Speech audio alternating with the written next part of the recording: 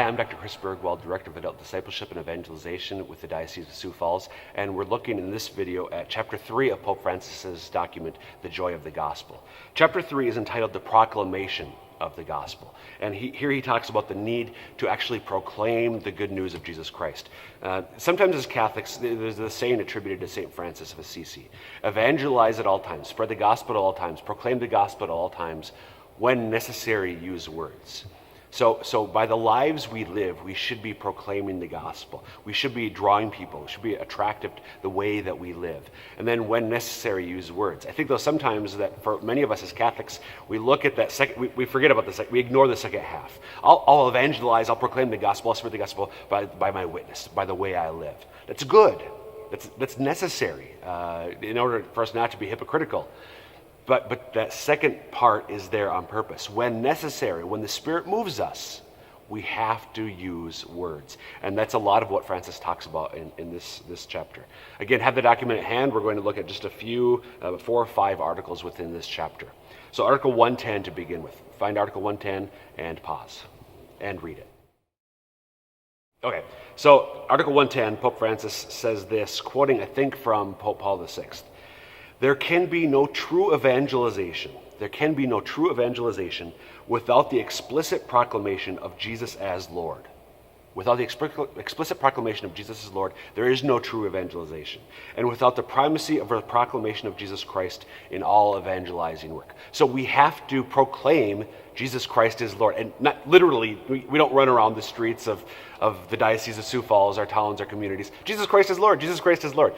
But we have to proclaim the good news of the gospel. And then he goes on, referring to something that John Paul II said to the Asian bishops. If the church is to fulfill its providential destiny, if the church is to become what it's intended to be, if it's going to reach its destiny, evangelization as the joyful, patient, and progressive preaching of the saving death and resurrection of Jesus Christ must be your absolute priority. And Francis says these words hold true for all of us. So our priority as Catholics, everything that we do, again, the paradigm, as Francis said earlier in the document, the paradigm for living out our faith, for everything we do, for in the entirety of our life, the paradigm should be, the absolute priority should be the joyful, patient, progressive preaching of the saving death and resurrection of Jesus Christ. That's got to be our focus. Okay, 120, a few articles later, 120. Pause the video, read 120. Okay, I love this article. All the baptized, whatever their position in the church, so whatever our role in the church is, all the baptized, whatever our level of instruction in the faith, are agents of evangelization. Every one of us is an agent of evangelization. And it will be insufficient to envisage a plan of evangelization to be carried out by professionals, those of us who do work in and for the church, by professionals, while the rest of the faithful would simply be passive recipients. Again, the idea of consumerist culture applies to the church as well. We are all called to be active, to be agents, to be acting, and not just receiving.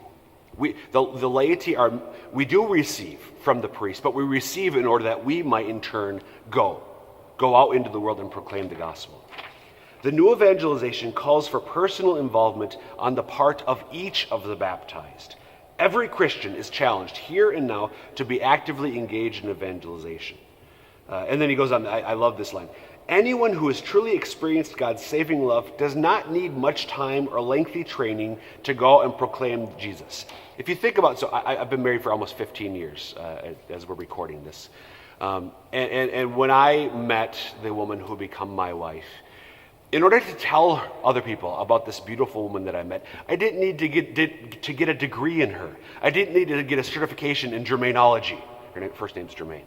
I didn't need to take a 4-year course of study about who she was in order to tell others about her. That's the same thing is true with us as the agents of evangelization. If we are in love with Jesus Christ, if we have a relationship with God, that is, in a sense, sufficient. Francis will talk later, we can and should learn more about our faith and so on, but we don't need lengthy training, much time to go out and proclaim the love of God for us.